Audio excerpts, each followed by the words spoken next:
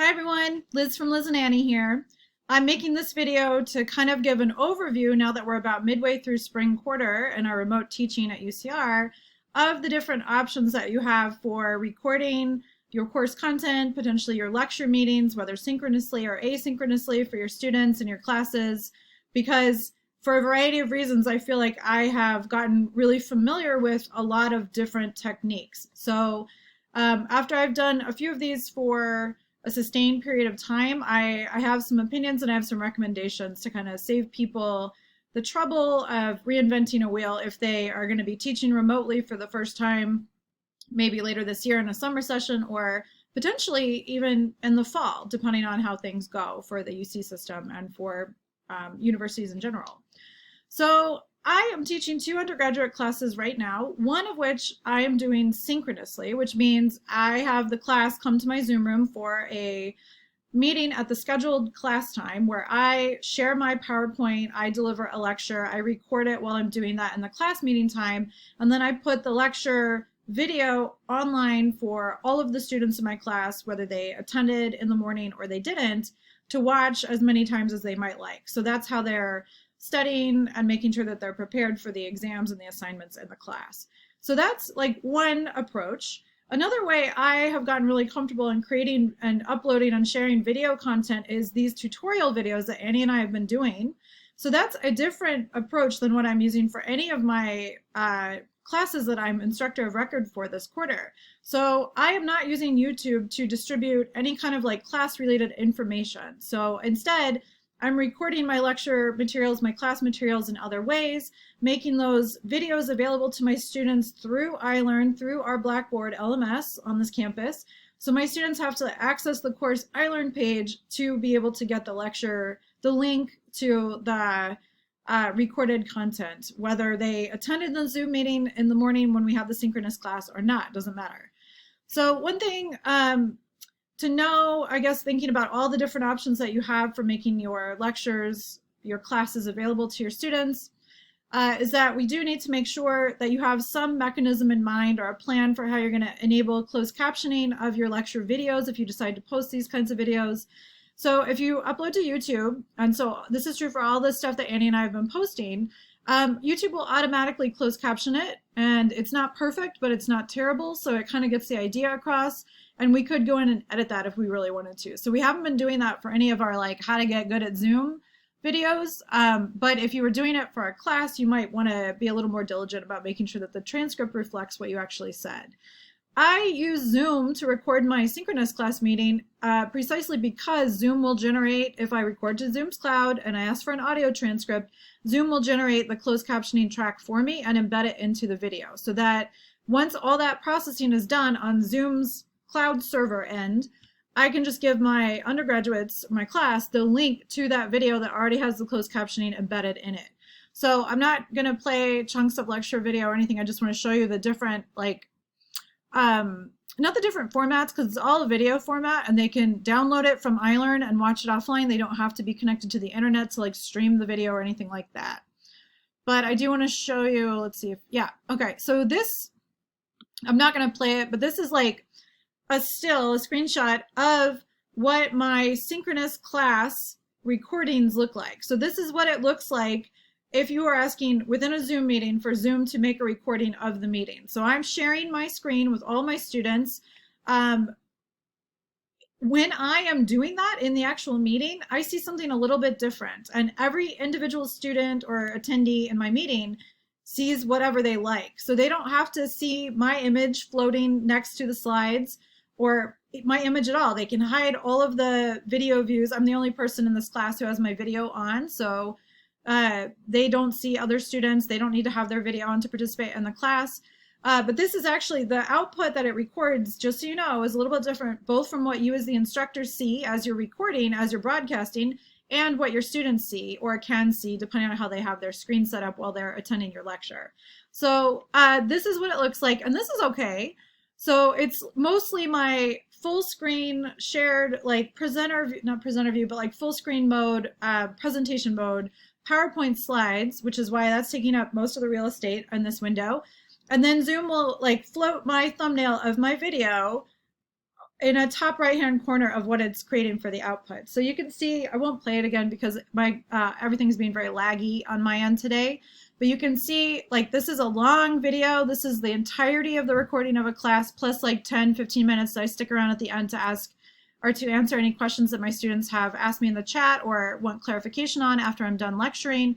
And I have the option over here to enable the closed captioning. So that's why I wait for Zoom to give me the audio transcript before I share this recording with my students. So this is one option. It's a good option. But this is the kind of output you're going to get. So, I mean, I'm pointing this out so that you as the instructor can think about whether this is what you want your students to see as they're like reusing, rewatching your lecture videos over and over potentially so that they can prepare for exams or assignments that you have in your class.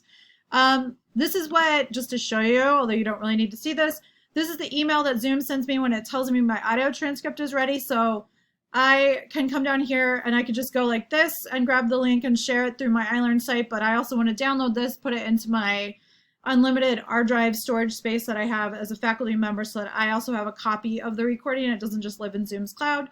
So I move it as a backup to R drive, but then I can also share the link directly with my students through iLearn. So they have to log in and access the course page, but then they can get access to the video from the class meeting with the closed captioning already in it.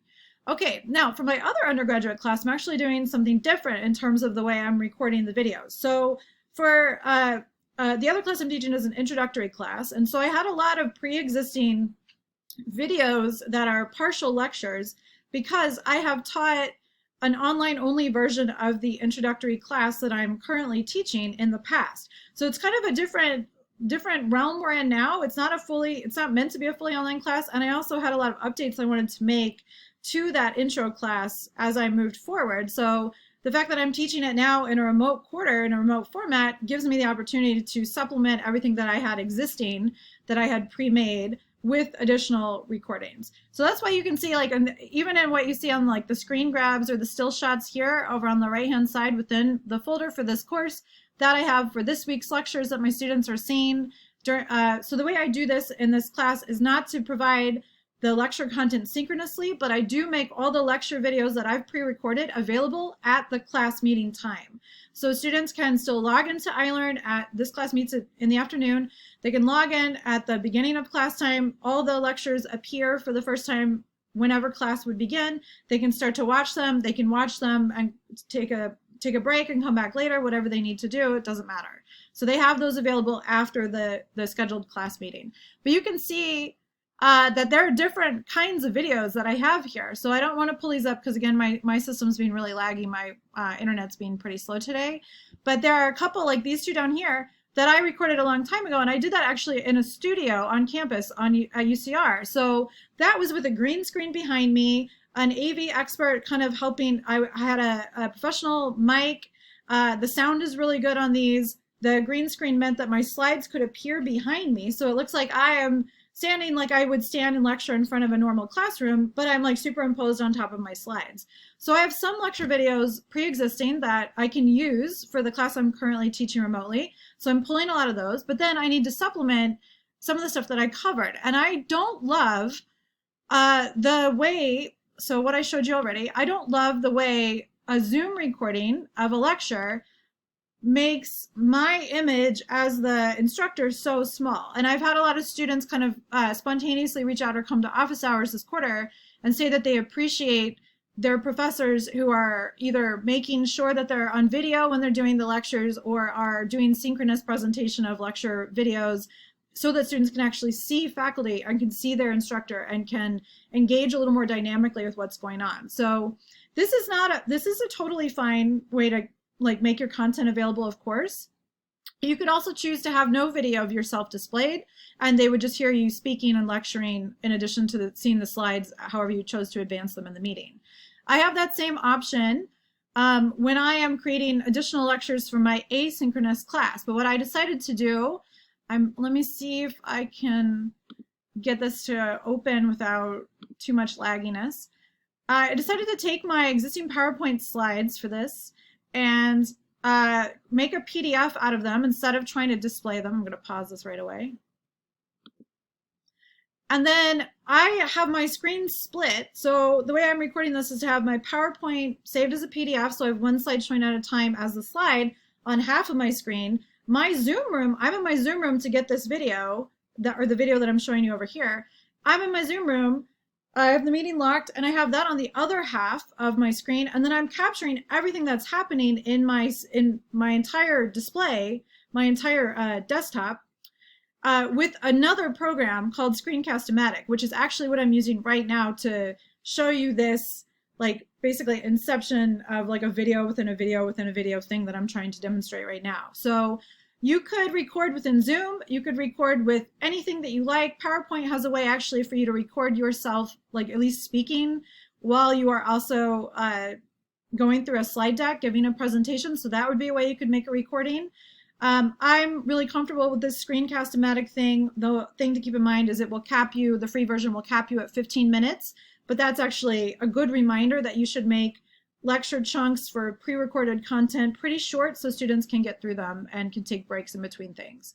So your mileage may vary. Obviously, your preferences for what you want your students to be seeing and how you want to deliver the content. I feel like we're saying this caveat over and over now that people have kind of gotten the rhythm of how they want to approach remote teaching in the spring quarter. Do whatever you think is best, obviously, but this is a way to kind of give you different possibilities for what you're going to either maybe consider doing if you didn't like the approach you've been taking or you've currently been implementing in your classes, or as you're thinking ahead to the different options that you might have if you're going to be remote teaching in the summer, either for a totally different class than what you're doing now, or maybe for the first time, or further down the road too.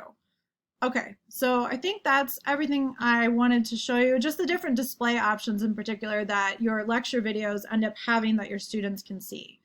Okay, and for other tips and tricks about how to make this work and how to like get the course material across to your students in the clearest possible way without them having to like, I don't know, move windows around or do anything too onerous or effortful, Annie and I will be back soon with lots of other kind of pointers. Good luck with this.